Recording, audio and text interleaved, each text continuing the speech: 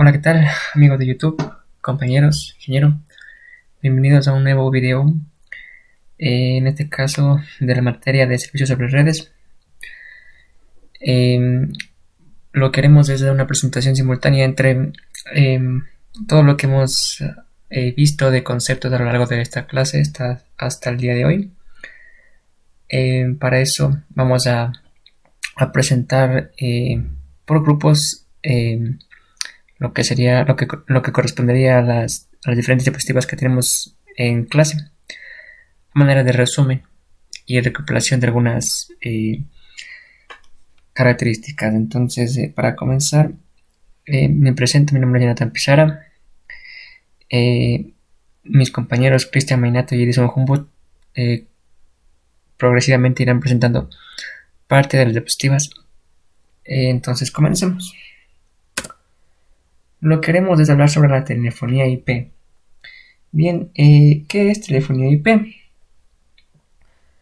Telefonía IP es la comunicación telefónica entre dos teléfonos ubicados en cualquier lugar del mundo.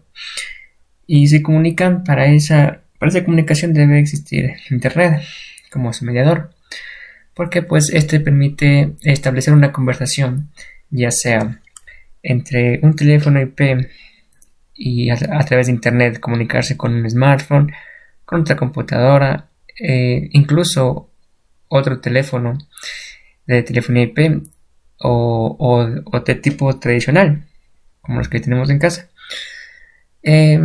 Pero sería la idea de un teléfono IP es que le vean como un servicio que utiliza una tecnología VoIP. ¿Pero qué es esto de VoIP? Bueno, VoIP viene del inglés Voice over IP, que significa voz sobre IP. La RAE define a la voz sobre IP como la tecnología que permite la señal de voz, que la señal de voz sea transmitida a través de Internet. Para eso emplea protocolos.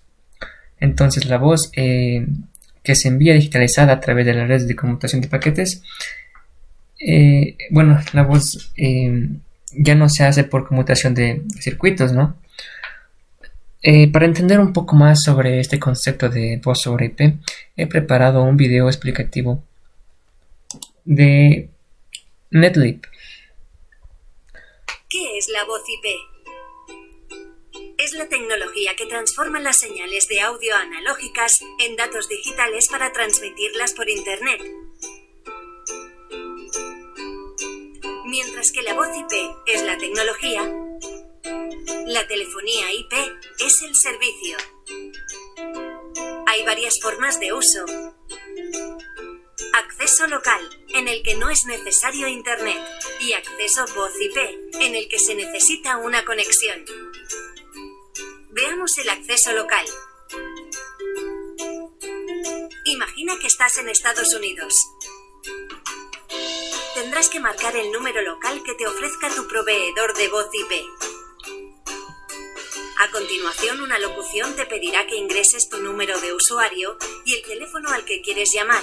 El tramo internacional de la llamada será por voz IP, llegando así al país de destino simplemente habiendo llamado a un número local del país en el que te encuentres. Veamos ahora el acceso por voz IP, en el que podrás usar cualquier dispositivo conectado a Internet, como un PC, un teléfono IP, un smartphone o tablet.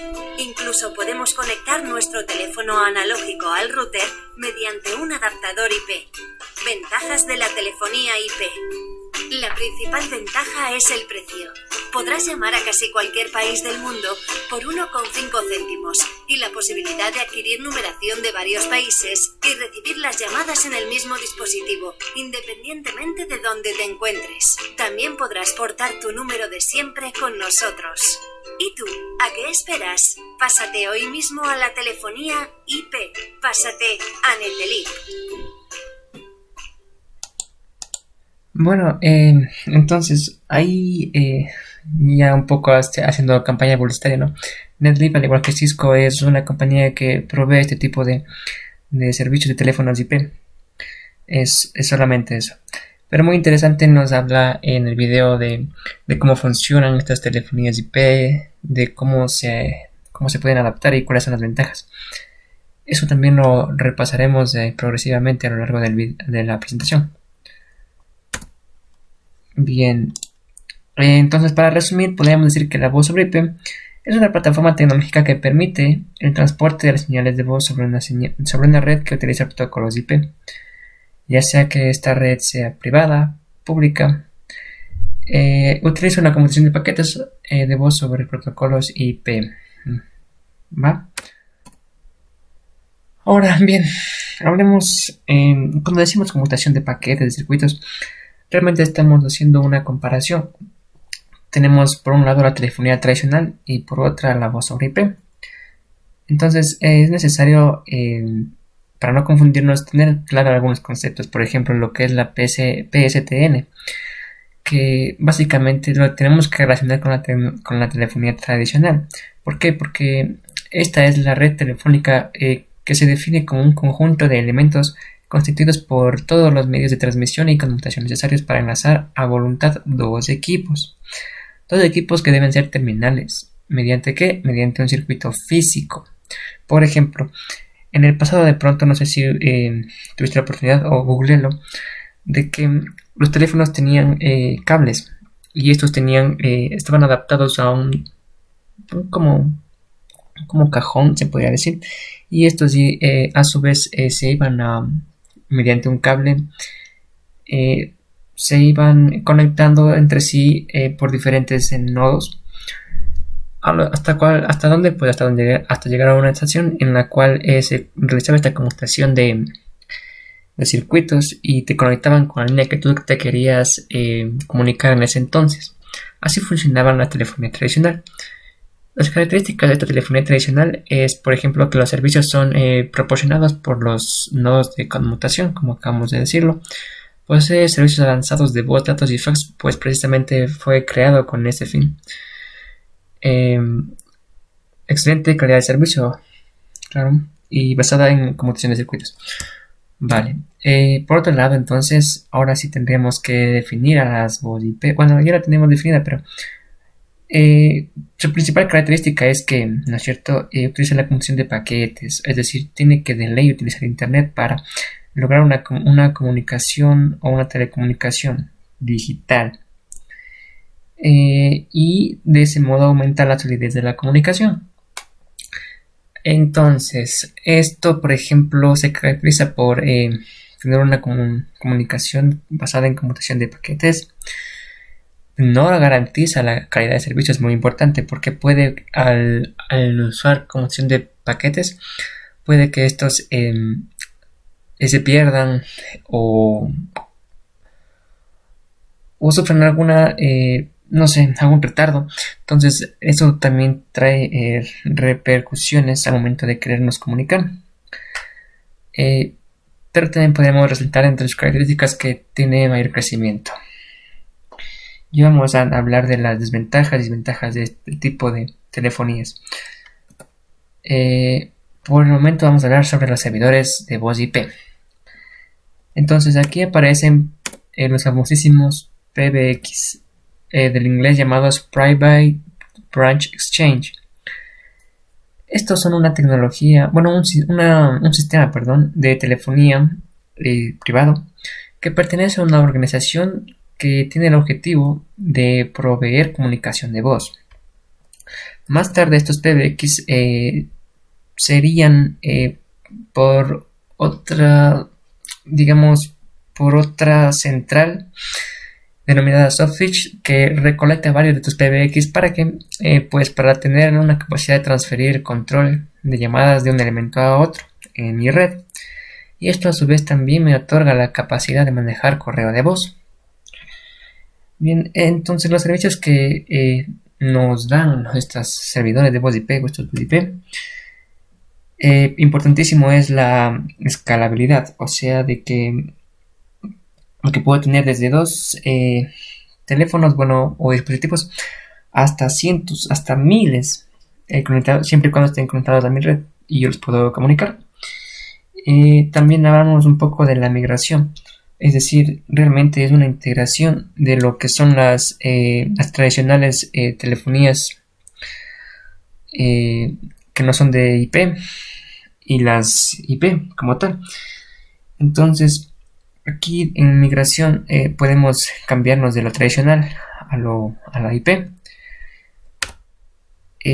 También podríamos hablar de un sistema de aplicaciones centralizadas en donde, por ejemplo, envías los mensajes de voz a cualquiera de las organizaciones, por ejemplo, un call center cualquiera, mientras esté en mi red puede ser un agente, ¿sí?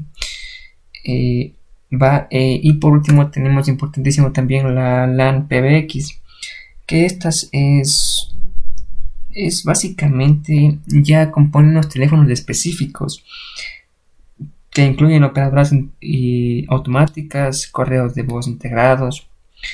Esto se traduce en que al final, pues en que el servicio de tradicional telefonía, por ejemplo, ahí teníamos tantos teléfonos como líneas existan.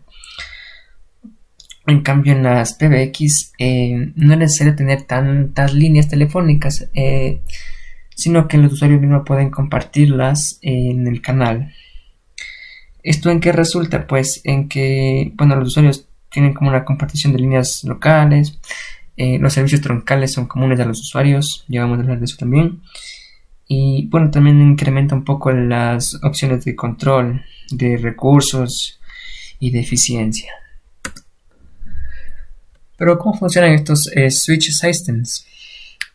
Bueno, es importantísimo entender que realizan dos servicios básicos. El primero es que permite a los usuarios realizar llamadas a otros usuarios dentro del mismo switch. ¿Ya? Entonces, por ejemplo, dos teléfonos están conectados a mi switch, o más. Yo puedo comunicarme entre ellos. Aquí tenemos, por ejemplo, una imagen en donde varios dispositivos conectan a un switch y de alguna manera estos se comunican. Están comunicados. Estos son un sistema de switching. También tenemos, por ejemplo, lo que permite a los usuarios generar o recibir llamadas desde fuera de un switch local. Todo esto dependería simplemente de su configuración. Bueno, también de su tráfico, de su memoria en tiempo real. ¿Por qué? Porque, por ejemplo, a ver, por ejemplo, en el real time, me parece que las PBX son controladas por uno o más procesadores, y los procesadores tienen como un número máximo también de procesamiento de llamadas. Entonces mucho depende de este tipo de cosas, cómo funcionen, ¿no? De su configuración, de su real time. Por ejemplo, unos problemas que se pueden presentar al momento de una mala configuración o de un recurso insuficiente es que tengamos fallas al activar operaciones como una call transference o llamadas entrecortadas, como habíamos hablado de los problemas que ocurren con esta conmutación de paquetes, ¿no? Y a su vez también el famosísimo llamadas perdidas, que no es descartable en este tipo de sistemas. Por otro lado también tendríamos el hardware o el equipamiento de hardware. Bueno, este solo determina la capacidad máxima de un sistema, o sea, lo normal es tener 16 puertos por cada slot. Por eso es que podemos armar un sistema un poco grande en este tipo de switchings. Listo, ahora vamos a hablar sobre los dispositivos terminales de voz sobre IP. Hemos tenido a lo largo de los años varios modelos de teléfonos IP. Cada uno viene con alguna implementación que sustenta alguna deficiencia que tenía el otro. Por ejemplo, digamos que este modelo no tenía, por ejemplo, un altavoz, y aquí ya lo incorporan. En cambio, en este otra vuelta, aparte de tener altavoz, no tenía display, entonces aquí ya lo van a acomodando. Entonces de esa manera se van corrigiendo e implementando cosas nuevas hasta llegar a los modelos un poco más flexibles. incluso modelos que permiten visualizar un poco más de, de cosas como unas videoconferencias. Cisco, bueno, empresas como Cisco y la que vimos en hace un poco en el video se encargan de hacer este tipo de implementaciones. Pero, ¿qué características tiene un teléfono IP? Bueno, esta es una imagen de un teléfono IP del modelo 700, de la serie de 700. Actualmente existe una serie 800. No logré encontrar, sin embargo, una imagen que me describa tantas características, pero aquí mismo no es muy apartado de lo que es el 800. Tiene, por ejemplo, un display area, que es el área en donde la imagen ocurre toda la interacción que debe hacer el usuario cuando llega una llamada o quiere generar una llamada en grupo. Tenemos los subgates, que esto nos permiten, por ejemplo, establecer, digamos, un candado para unas configuraciones. Y de ese modo también tenemos una serie de características como el numeric keypad, el line buttons. Y bueno, tenemos una serie de características que cada cual tiene diferente información que se puede detallar si consultamos más a detalle en Cisco como tal. Pero básicamente son realmente en general las características de un típico teléfono, solo que implementa otras funcionalidades. Vale, por ejemplo, entonces vamos a repasar la evolución de estas teléfonos IP. Tenemos como iniciante al teléfono 3900, de la serie 3900. Vale, era un teléfono muy similar a los teléfonos tradicionales, solo tenía, por ejemplo, conexión a áreas comunes y bueno, una reducción del poder de consumo. Después, con el tiempo, se fueron incrementando. Esta es la serie del teléfono que habíamos acabado de ver. Que de pronto un poco pueden faltar algunas cosas, pero a su vez implementan otras. O simplemente son correcciones de alguna característica que tenía el teléfono anterior que no funcionaba como se pretendía. Hoy en día, en el 2020, tenemos de esta serie, la última, de la 800. De esta se desprenden algunas subseries como 820 y 840, pero realmente se basan en este modelo de general. Y vemos que implementa, por ejemplo, para trabajar en coworkers, o sea, en grupos, ¿no? Trabajar de manera remota. Mira, también existe sería para el caso de uso, ¿no? De un administrador, de un recepcionista, de cualquier operador en una empresa que necesite un teléfono de tipo IP. Bueno, tiene algunas características como por ejemplo las que acabamos de ver, y también importantísimo también sería la de las capacidades de almacenamiento de gigabyte, Ethernet, switch port. O sea, es interesante cómo va evolucionando, cada vez siendo más potente. En este caso vamos a analizar a profundidad lo que son las últimas series de 800. Tenemos la 811, 841, ¿vale? Actualmente es la última, la 865, y todas disponen, por ejemplo, de un display de 800 por 480. Aquí, por ejemplo, ya el display cambia un poco, como habíamos dicho, como que suelen hacer, ¿no es cierto? Vale, el altavoz, la entrada de audio de salida es este formato WVGA. Vale, de ahí en los puertos no cambian mucho. El full duplex, el speakerphone, o sea, todo está como que nivelado, pero por ejemplo en las primeras series incluso todavía existían estas deficiencias de no existir la integración con Bluetooth o de pronto unos puertos físicos para USB. Entonces así van cambiando, integrando más o menos puertos, lo que se necesite en un teléfono. Pero también es muy importante no saber sobreponer los componentes que necesita un teléfono, porque Muchas veces no se necesita, por ejemplo, muchos puertos o alguna cosa, pero eso ya veremos después. Entonces, ¿cómo funciona un teléfono de tipo IP? Vale, también he preparado este pequeño video para enseñar más o menos si en determinado caso llegamos a hacernos con uno de estos teléfonos, cómo sería el funcionamiento para que lo vean. Answer calls. When a new call rings on your phone, you will see a few indicators. A flashing light on the handset, a flashing light on the line button, and a ringing call icon displays with caller ID information. You can use the decline soft key to redirect a ringing call to your voicemail or to a predetermined phone number. Answer a call by lifting the handset. Or if you are using a headset, answer the call directly from your headset. Or press the session button or answer. Otherwise, pressing the session button or answer will send the call to speakerphone. Remember, you can move the call on speakerphone back to your headset by pressing the headset button.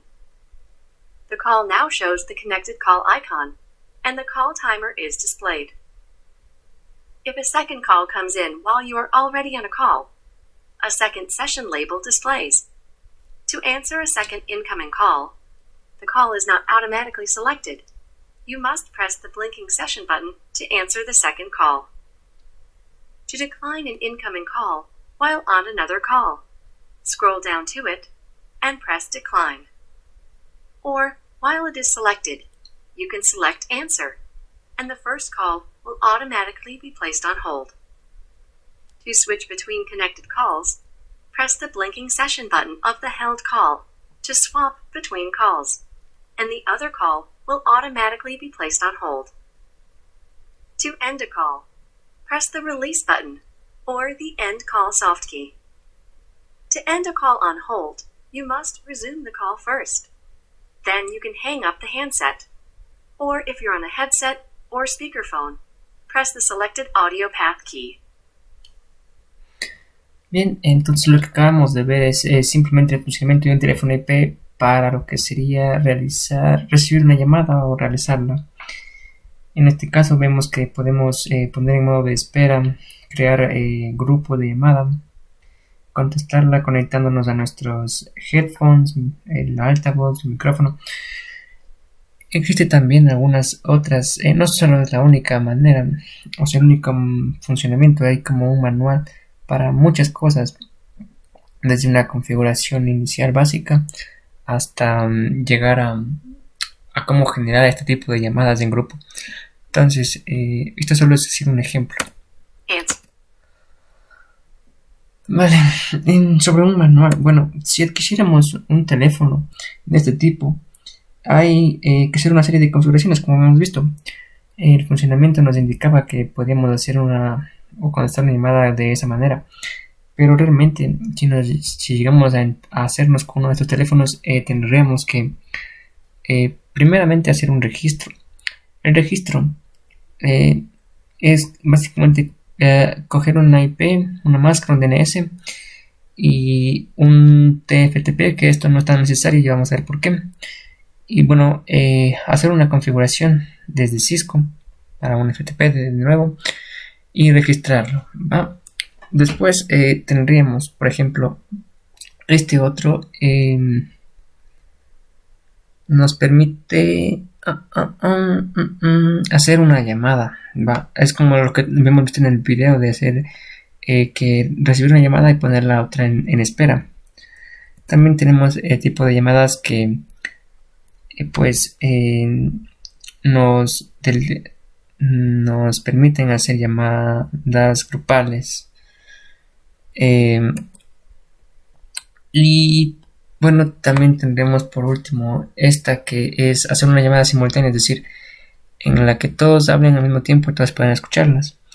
Esta serie de manuales, repito, hay una serie de videos por cada manual de especificaciones que se puede hacer por el teléfono, y hablar de eso a este momento sería muy tardío, ¿vale? Pero básicamente lo que nos permiten estas configuraciones es, por ejemplo, poner password para habilitar la configuración, permitir ingresar una dirección IP, habilitar hasta 6 líneas telefónicas, seleccionar el tipo de tono de un sonido para el teléfono IP.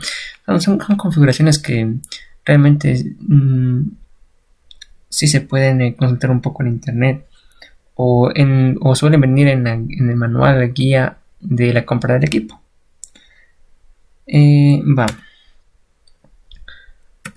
Ahora, algo que vimos en el primer video es que hay una adaptación a estos teléfonos IP, pero lo que nos permite adaptarnos es este adaptador de teléfonos IP. El más famoso es el famosísimo Cisco ATA 186. Hay el 180 también, que la única diferencia es que solo tiene un puerto. Este Cisco ATA 186 tiene dos. Vale, entre las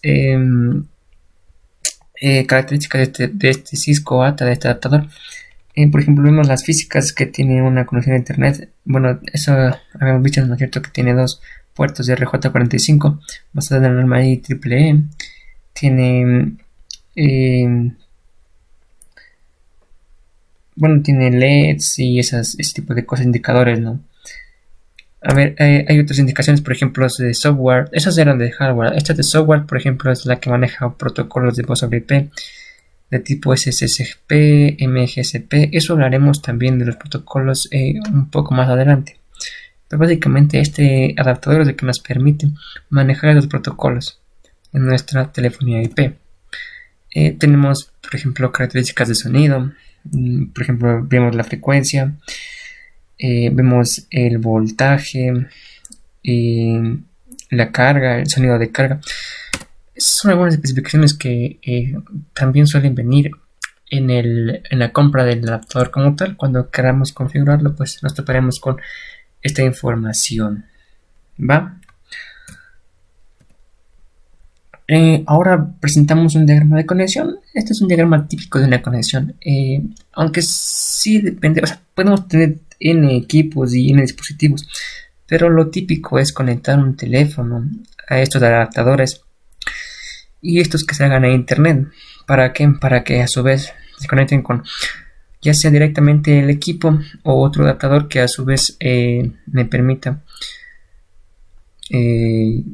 conectarme a los equipos que a su vez estén interconectados así. Entonces así es como se esquematiza una telefonía IP típica, simple, tradicional. Ahora bien, hablaremos un poco sobre las configuraciones de este adaptador.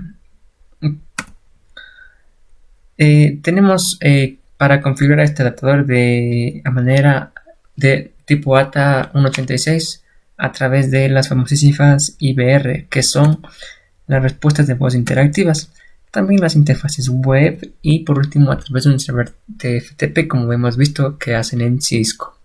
Entonces, ¿de qué consiste la IVR? Pues primero en que conectar un teléfono analógico con un puerto del LATA, presionar el create function que también está en el LATA y luego escuchar un menú de opciones. Esto básicamente respuesta interactiva es lo que tú vas escuchando y vas haciendo, es un conjunto de instrucciones como cuando compras un teléfono o tienes tu línea por primera vez. Solo que ahora en vez de ingresar un número, tú ingresas una dirección IP. Bueno, a través de la interfase web, en cambio, tú tienes que realizar un ping a la dirección de LATA. ¿Ya? Si ese te devuelve una respuesta, pues entonces ya estaríamos pues de alguna manera configurando nuestro ATA 186. Recuerda que los valores ingresados como 1 activan la opción y el 0 desactiva la opción. Y finalmente el famosísimo TFTP, que lo que habíamos visto era que, ¿no es cierto?, teníamos que configurar con FTP, modificar un archivo y renombrarlo. Esto es ya a nivel Cisco. Y por ejemplo, el archivo binario debe tener las direcciones MAC del ATA. Entonces, luego, cuando ya configuremos ese archivo, tenemos que guardar en las configuraciones del server TFTP y tendríamos ya configurado nuestro servidor ATA en nuestra disposición. A ver, entonces, por último y para terminar, tendríamos que hablar sobre los otros adaptadores, porque aparte de LATA también tenemos los famosísimos Sipura, que al igual van evolucionando hasta convertirse en algo más complementario. Por ejemplo, aquí vemos que tenemos dos puertos de FX analógicos y dos puertos para Ethernet. Acá, por ejemplo, tenemos uno, pero tenemos un adaptador de teléfono análogo. Entonces, por ejemplo, en el primero, en el 2005, si conectamos un teléfono digital, analógico, perdón, en uno de los puertos y pulsamos 4 veces asteriscos, podemos escuchar un menú de opciones y, por ejemplo, los mensajes son para habilitar el DHCP, deshabilitarlo, no permite escuchar una dirección IP, o nos da una opción para ingresar una dirección IP, o sea, diferentes características que estos adaptadores van con el tiempo incluyendo en sí y que son a su vez una constitución poderosa para una red de estas telefonías. Ahora vamos a hablar por último sobre los famosísimos softphone. ¿Qué son esos softphone? Bueno, la palabra softphone viene de la unión de dos elementos, software y teléfono. De este modo, el softphone resulta ser un programa, una app, que nos permite realizar llamadas a través de internet o lo que habíamos dicho que es una voz sobre IP, teléfono IP o TOIP, que es otra manera de llamar a este tipo de dispositivos, de servicios. El teléfono puede realizar las siguientes operaciones. Asterisco 411 es el directorio. El 77 es para una grabación de IVR, que hemos visto es respuesta interactiva, ¿no es cierto? El 99 es para, en cambio, reproducir las grabaciones y el número 70 transfiere llamadas. Bueno, también tiene otras características. Entonces, así es como inicialmente se veía estos softphone, pero actualmente lo que se busca es realmente que tienda a ser como una aplicación, no tanto como un dispositivo. Pero si en determinado caso llega a ser un dispositivo físico, puede verse de esta manera o así, que no es tan estético, pero de alguna manera está cumpliendo con el objetivo de ser un teléfono IP. Bien, pero y este software, si alguna vez nos llegamos a encontrar con uno de estos, lo tenemos que configurar de diferente manera. Por ejemplo, el software nos podemos descargarlo desde aquí, ¿ya? Al ejecutarlo, tenemos que hacer clic en un system settings para que nos permita, por ejemplo, las instalaciones de origen desconocido y luego configurar ese proxy, o sea, simplemente habilitarlo para que por último estén en default, ¿ya? Al último, para después entonces entraríamos a las opciones avanzadas que nos permiten habilitar los transmit silence o las transmisiones silenciosas, ya que estas al ejecutar este software lo que hacen es silenciar nuestras transmisiones hasta que se complete esta configuración de este softphone. Eso como tal. A continuación seguiría mi compañero Cristian Mainato. Gracias por ver. Muy bien, a continuación vamos a seguir hablando acerca de la voz sobre IP, en este caso los protocolos. Los protocolos de señalización de la voz sobre IP son un lenguaje común que son hablados por los teléfonos, servidores de administración de llamadas, como por ejemplo las centrales telefónicas, las cuales son implementadas vía software, como en este caso el Asterisk. También por las PBX tradicionales y por cualquier otro elemento que en este caso pueda interferir en una comunicación telefónica, a través de la cual estos puedan comunicarse para establecer, negociar y finalizar llamadas. Entre las características más importantes para los protocolos de señalización de voz sobre IP, tenemos en señalizar, registrar y facilitar los eventos claves de una llamada. En este caso son el comienzo, el final de la llamada y cuando los usuarios están intentando usar una serie de servicios de telefonía. Sí, como decíamos, es el final de llamada cuando los usuarios están intentando usar una serie de servicios de telefonía. Otra característica importante también es en que la mayoría de estos protocolos de señalización no suelen estar implementados simultáneamente a un mismo dispositivo IP. Otra característica principal también es que aunque las llamadas de señalización suelen establecerse usando UDP, este protocolo de transporte, no son vistas como tráfico en tiempo real.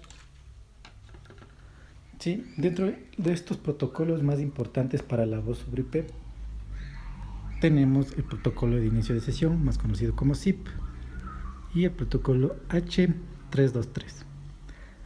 Este protocolo de inicio de sesión SIP fue desarrollado por el IETF, que es el Internal Engineering Task Force, que es la fuerza de ingenieros de Internet. También otro protocolo importante es el H323, que fue desarrollado por la I2T. Estos dos protocolos en sí fueron creados por entidades públicas, por las cuales existe mayor estandarización y flexibilidad, como ya le vamos a mencionar más posteriormente. Sí. También entre los protocolos más importantes podemos decir que existe una serie de señalizaciones de desarrollo por compañías privadas, como en este caso puede ser el protocolo CSCP, que es desarrollado por Cisco, o el IAX, que es propiedad de la empresa Digium.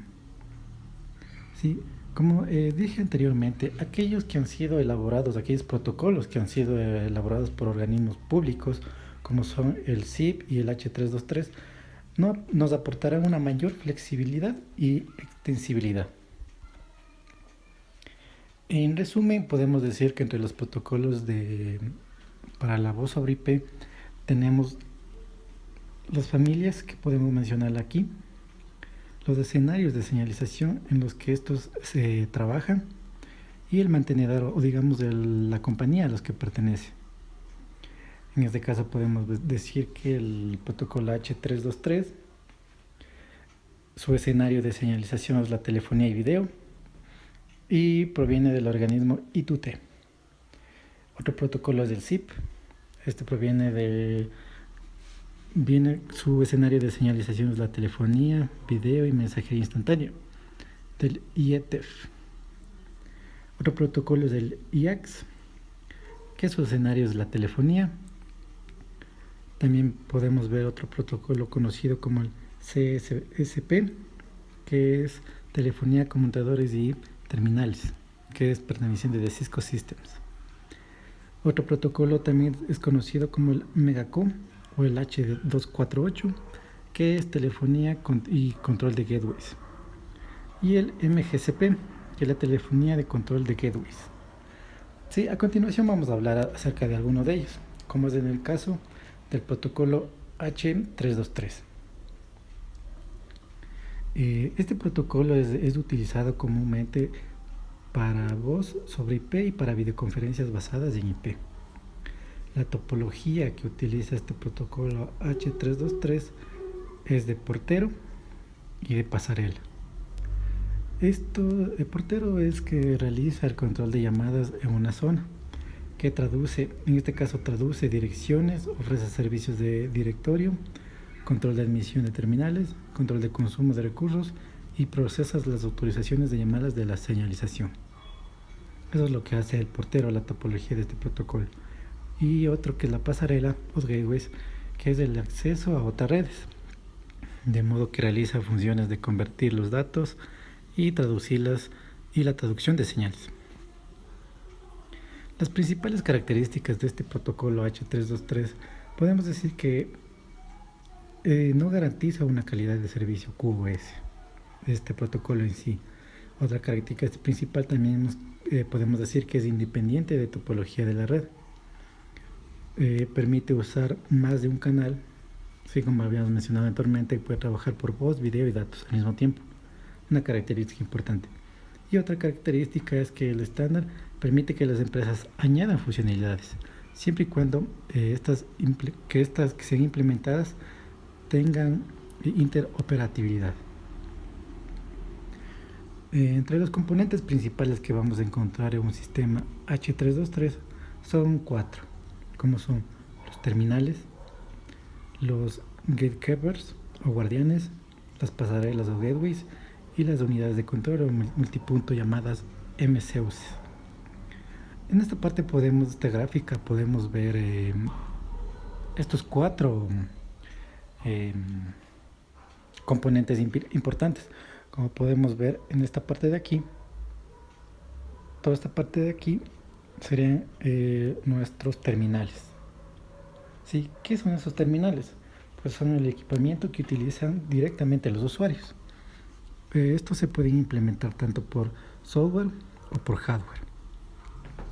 Otro componente principal que tenemos son los guardianes o gatekeepers. Estos guardianes o gatekeepers se encuentran en esta parte de aquí, de este gráfico. ¿Sí? ¿Qué hacen estos guardianes? Pues estos son los centros de toda organización de voz sobre IP y son el equivalente a las centralitas privadas o PBX, que son las centrales telefónicas. Normalmente se implementan por software. Otro componente principal que tenemos son los gateways, que tenemos en la parte de aquí. ¿Sí? Estos lo que hacen es de enlace con la red telefónica conmutada, actuando de forma transparente para el usuario. Y un último componente que también podemos registrar son los MCUs, que lo tenemos en esta parte de aquí. Esto lo que hace es que se encarga de gestionar las multiconferencias. Sí, y en total tenemos en esta gráfica de aquí, podemos ver cómo esta estructura trabaja de una manera en que todos tienen su función necesaria. Sí. Eso es lo que se refiere al protocolo H323. En lo que se refiere al protocolo SIP, que es otro protocolo también importante, en sus siglas por español, que significa protocolo de inicio de sesiones, podemos decir que este protocolo nació para la intención de ser un estándar para la iniciación, modificación y finalización de sesiones interactivas de usuarios, donde intervienen elementos multimedia como el video, voz, mensajería instantánea, juegos en línea y realidad virtual. En vez de usar una estructura de mensajes compacta y orientada a la máquina. Realizando una comparación con el anterior protocolo, el H323, podemos decir que estos dos usan cabeceras de gran longitud y condicionadas en texto plano, como es el caso del SMT o HTTP, ¿sí? Que son cabeceras de gran longitud y codificadas en texto plano. También otra definición importante de este protocolo, podemos decir que soporta una variedad de esquemas de direccionamiento y que también es diseñado tanto para una topología centralizada como distribuida. La estructura de este protocolo SIP, ¿sí? Podemos decir que tiene dos componentes: el agente de usuario, User Agent, o el servidor, Network User Server.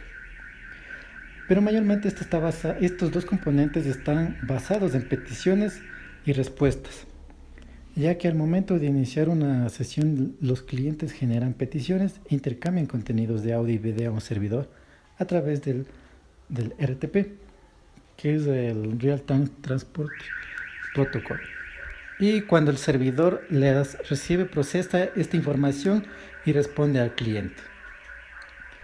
Este protocolo SIP también podemos decir los diferentes servicios que ofrece a tanto usuarios como a llamadas, ¿sí? Los servicios que proporciona a los usuarios podemos decir que son la localización, la disponibilidad y capacidad y el perfil. Entre lo que se refiere a las llamadas, podemos decir que los servicios que ofrece este protocolo son de establecimiento, mantenimiento, desvíos, traducción de direcciones, la entrega de los números llamado y llamante, movilidad, la negociación del tipo de terminal, la negociación de las capacidades del terminal, la autenticación de usuarios llamado y llamante, y también la transferencias ciegas y supervisadas. El escenario de este protocolo lo podemos ver gráficamente aquí. Como podemos ver, aquí están sus dos componentes, que son los servidores y también los usuarios, todos utilizando un dominio, ¿no? Eso en lo que se refiere al protocolo del SIP. Continuando con la explicación de otro protocolo que es conocido como el IAX. Este es el Inter-Asterisk Exchange Protocol, que es utilizado para manejar conexiones de voz sobre IP entre servidores Asterisk y entre servidores y clientes que utilizan estos protocolos. Sí, este protocolo en particular ahora se refiere generalmente al IAX2, que no es nada más que la segunda versión de este protocolo, quedando este protocolo ya obsoleto. Sí, este protocolo IAX2 está diseñado para darle prioridad a los paquetes de voz sobre una IP, utilizando un único puerto UDP que generalmente es el puerto 4569. Esto es para comunicarse entre puertos finales, que son las terminales de la voz sobre IP, para la señalización y datos. También algo importante que podemos decir acerca de este protocolo es que soporta el trunking. Esto que es donde un simple enlace permite enviar datos y señalización por múltiples canales. Cuando este trunking se realiza, los datos de múltiples llamadas son manejados de un único conjunto de paquetes. Esto simplemente lo que significa es que un datagrama IP puede entregar información para más llamadas sin caer en latencias adicionales. Eso en lo que se refiere a los protocolos más importantes que podemos mencionar. A continuación también vamos a seguir hablando sobre la señalización de voz sobre IP. Esto es lo que se refiere. Bueno, primero vamos a comenzar mencionando acerca de la telefonía tradicional. Podemos decir que la transmisión es sobre un hilo de hierro, que es los cables comunes que conocemos hoy en día, que también son circuitos sin marcación, ring down, y que la comunicación es de punto a punto, como podemos ver en este gráfico que se encuentra en esta parte. La telefonía tradicional de procesamiento de llamadas es muy básica y se la puede mencionar de la siguiente manera, que en muchos de los casos la comunicación es análoga hasta la central, ¿sí? Y que en la central de la señal se convierten a digital, ¿sí? De PCM de 64 kbps, prácticamente sin pérdida de calidad, como podemos ver en esta parte en la gráfica, como tenemos nuestros teléfonos en el domicilio, los cuales se realizan una llamada y van hacia la central, sí, donde van a ser transformados. También podemos decir cuáles las etapas de una llamada telefónica, teléfonos tradicionales. Como por ejemplo aquí podemos ver desde que una persona levanta la bocina hasta su fin, que es cuando ya la persona cuelga, ¿sí? Podemos ver aquí el descuelgue, la red de transmisión, donde se conecta la central, el análisis, el tono de llamada, la verificación que se hace, la conversación y por último el descuelgue. La conmutación análoga y digital podemos decir que es la señal eléctrica generada por un aparato telefónico. Este es de tipo análogo, sí, análoga como podemos ver aquí, modulada por la voz, limitada por el ancho de banda comprendiente entre los 300 y 3400 Hz, que es como se realiza la conversión análogo-digital. Esta señalización análoga-digital podemos decir que todo lo que se oye tiene forma análoga, que el ruido en la línea es igual a la interferencia y que el amplificador repetidor resuelve la atenuación pero no la interferencia. Otra cosa importante también es que en señales digitales los repetidores limpian la señal. La telefonía análoga migra a moduladores más impulsos codificados como son los PCMs y que a partir de un teorema de Nyquist, si se toman 8000 muestras por segundo, codificando la amplitud en 8 bits, se obtiene la palabra de 8 bits por 8000 sobre segundo, que es igual a 64.000 megabps. Esto se ve traducido en el tráfico de la red. ¿Qué es el tráfico de la red? Aquí podemos decir que en el tráfico de la red se tienen dos conceptos, tanto tráfico telefónico y de dimensionamiento de centrales, ambos ligados a la aleatoriedad de las llamadas que se cursan entre abonados. Este tráfico en la red se introduce el concepto de airways, que no es nada más que la intensidad de tráfico de un órgano o grupo de órganos en que el tiempo de observación coincide con el tiempo total de ocupación. Aquí podemos ver una gráfica claramente con la comparación de la voz sobre IP con la telefonía tradicional, donde podemos ver que aquí la telefonía tradicional y estas dos de aquí que son la telefonía ya IP, que ambos van a tener las mismas digamos partes, como son las soluciones, las ventajas, las capacidades, ¿sí? Y las inversiones, como por ejemplo algo rápido podemos decir que las ventajas de la telefonía tradicional con la IP pueden ser en la calidad, pero la telefonía IP lo que son eficientes y nuevos. Y por último podemos mencionar acerca de las modalidades de voz IP. Estas de las modalidades de voz sobre IP tenemos de PC a PC, de PC a la red pública conmutada, que son los protocolos anteriormente mencionados, también el servicio Skype. Otra modalidad de voz sobre IP es de teléfonos de PC a teléfono IP, como son estos protocolos de SIP, H323 y IAX. También el teléfono Wi-Fi, que es el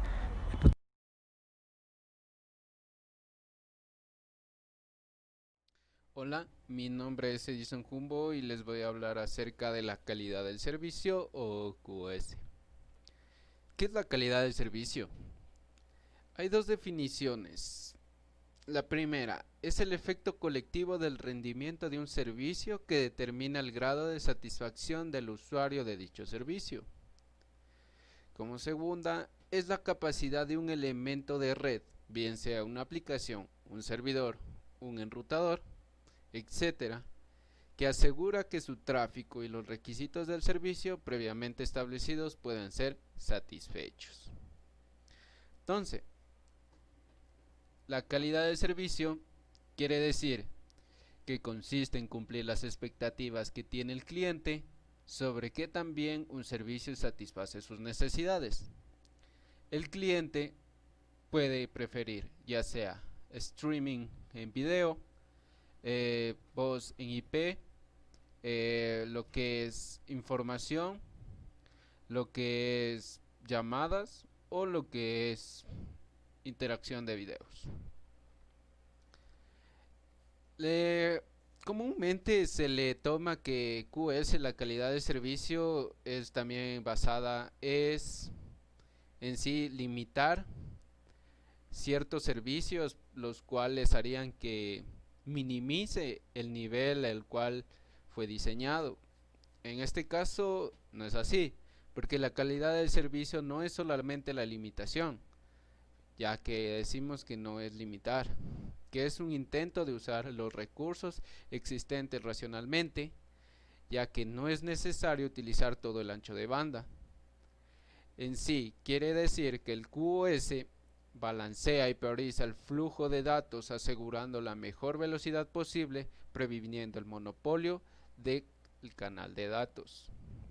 Eso quiere decir que yo, al tener mis paquetes de entrada mismos que son de forma de UDP basada en internet, me llegan miles de datos, ya sea voz, video o mensajería, entre otros.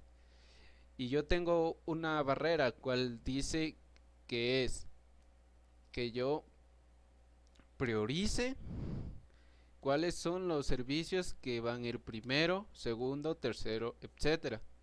En este caso, el QoS lo que va a hacer es priorizar según nuestro criterio de ya sea o del cliente, ya que algunos requieren que sea más video, otros quieren que sea más mensajería, otros quieren que sea más datos, etcétera. Requerimientos QoS en aplicaciones. Para esto se basa en la fiabilidad, en el retardo, en el header y en el ancho de banda. Eso quiere decir que, en ejemplo, en el correo electrónico, mi fiabilidad debe ser alta debido a que yo no debo de tener algún corte o algo que altere en sí lo que yo estoy enviando, ya sea que todo mi texto tiene que ir tal cual como lo envié, ya que si es que ocurre algún error, este debería proceder a reenviarlo. Retardo. Retardo en sí este es más a lo que es los, los lags, al tiempo que tarda en llegar toda esa información a, al cliente. En este el retardo sí es alto debido a que la prioridad que se da a los correos electrónicos es más bajo, mientras que el header es más lo que es, este sí es alto, es alto debido a que se da más en este tipo de servicios, ya que necesita una sincronización de envío de paquetes, y esto siempre ocurre en más secuencias o más veces. El ancho de banda obviamente va a ser bajo debido a que solo estamos enviando texto, algunas veces imágenes y en otras videos, pero más se basa en mensajes. Otro que me pareció muy importante también es lo que, como se ve, es las videoconferencias. Las videoconferencias estamos hablando de que está entre una media alta y en otras ocasiones podría ser hasta alta, ya que si hablamos de la fiabilidad, en este caso debe ser media, ya que, o sea, sí debe haber un nivel igual, de nivel igualativo a uno a otro, o sea, equitativo, es decir, que lo que yo estoy hablando ahora, la otra persona también lo escuche tal cual lo estoy diciendo. Es decir, que yo digo una cierta palabra y como es en vivo, esa otra persona lo va a escuchar tal y cual como lo digo. El retardo en este caso sí es bajo y debe ser bajo, ya que estamos hablando de que es en vivo. Entonces, la velocidad y la prioridad, estas comúnmente saben ser primeras, se suelen ser primeras o en algunos casos en segundo. El header en este caso sí es bajo y obviamente debe ser bajo, porque si mi retardo es bajo, mi nivel de header debe ser bajo, ya que mi sincronización debe estar tal a cual con la otra persona. Mi ancho de banda es obviamente alto, ya que en este caso estamos hablando que aquí se da los servicios de video, se da los servicios de mensajería, se da los servicios de voz y otros más. ¿Y qué hay que entender? Que la fiabilidad alta en estas aplicaciones se consigue automáticamente al utilizar el protocolo de transporte TCP. Y si nosotros vemos aquí, la fiabilidad es más lo que se basa es en cuánto tiene que llegar la información a la otra persona, y eso sí es más es más ya dependiendo del tipo de medio cual nosotros queramos transmitir, y otros elementos ya sea hardware y software que nos complementen para nosotros tener una fiabilidad alta. Principios de QoS. El QoS es implementado por un mecanismo de queuing, que es lo que quiere decir el queuing es controlar el orden y velocidad de los paquetes saliendo a través de la interfaz. Adicionalmente define cuáles paquetes deben esperar por su turno para ser enviados fuera y cuáles deben ser descargados. Esto quiere decir que lo que se basa más es en ordenar cómo van a ser, cómo se va a priorizar el servicio del cual nuestro cliente decida cuál es el primero, segundo, tercero, entre otros. Entonces va a decir, si es que yo priorizo más lo que es video, entonces video es lo que primero se va a enviar a través de la interfaz. La clasificación queuing, se basa en dos: el tipo de schedule o horario, o si no el tipo de shipper, cuál es más a lo que es compartir. Entonces, lo que hablamos del tipo de horarios, el reordenar el flujo de paquetes, cual limita el número de paquetes esperado, no la velocidad. Mientras que el tipo de shaper es la que controla la velocidad del flujo de datos. Adicionalmente puede ser un trabajo programado. Como vemos en imagen, hay varias personas, unas que están al lado de la persona la cual chequea, por ejemplo, un banco, la cual te permite revisar cheques, entre otras cosas. Y hay otras personas que esperan. Y hay otras personas que están ahí, pero necesitan otro tipo de servicio. Como vemos, el schedule es prácticamente mantener un horario para cuáles van a ser los tipos de servicios, cuáles van a acceder primero, cuáles van a ir segundo o cuáles van a ir tercero. Mientras que lo que es el shipper es controlar cuán rápido va a ser va a hacer lo que va a moverse, en este caso la fila, o sea, a cuáles voy a dar mayor flujo, a cuáles voy a dar menor flujo, dependiendo del cliente, de lo que haya programado. Maneras de hacer queue. En esto se basa lo que es el FIFO, el RED y el SQF. El FIFO lo conocemos porque es el first in, first out, que quiere decir primero en entrar, primero en salir. Más no, yo le veo más como que no prioriza en sí más los servicios, sino dice: llega video, manda video, llega datos, manda datos. O sea, yo digo más, se basa en lo que es no perder tiempo de transmisión de datos, no, de paquetes más. Y lo que es red es la detección temprana aleatoria.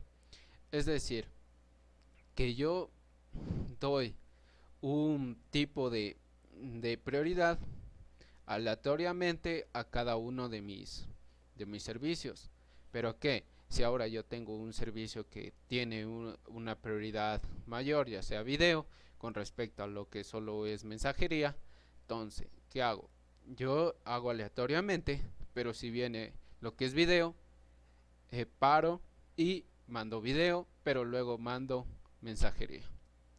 SQF, cola más corta primero, que esto es más a lo que es más pequeño el paquete de datos que viene, yo lo envío más rápido, lo cual haría que priorice más a ese tipo de servicio. Entonces, estas son las tres maneras de hacer queue. Las mejoras QoS en redes de datos. Control y optimización de ancho de banda. Esta permite obtener la máxima performance y valor de las aplicaciones y tecnologías. Monitorear, comprimen y controlan el uso de ancho de banda. Como vemos en imagen, el queuing se basa en esta imagen. Tenemos los puertos, tenemos el package trailer, tenemos lo que es el queuing, display y el downlink y el uplink.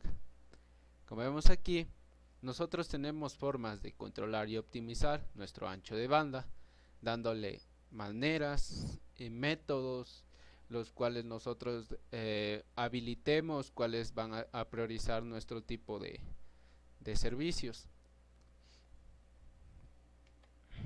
Mejorar QoS en redes de datos. El monitoreo de redes es esencial, más lo que es en empresas, debido a que permite una visión clara e integral de las actividades de red en general, como el monitoreo, alertas a eventos inusuales en tiempo real, y así evitar posibles congestiones en la red, debido a que a veces suele haber unos comportamientos los cuales inusualmente, debido ejemplo a esta pandemia, lo que es lo que claramente se hizo un estudio de red como un máximo nivel de personas dentro de usando mi servicio, es el pico máximo se hizo y sobrepasa. Entonces al sobrepasar, entonces se menora otros tipos de servicios ahí el ancho de banda y la prioridad, y entonces se da mayor prioridad a estos, lo cuales hacen que vaya primero. Gracias.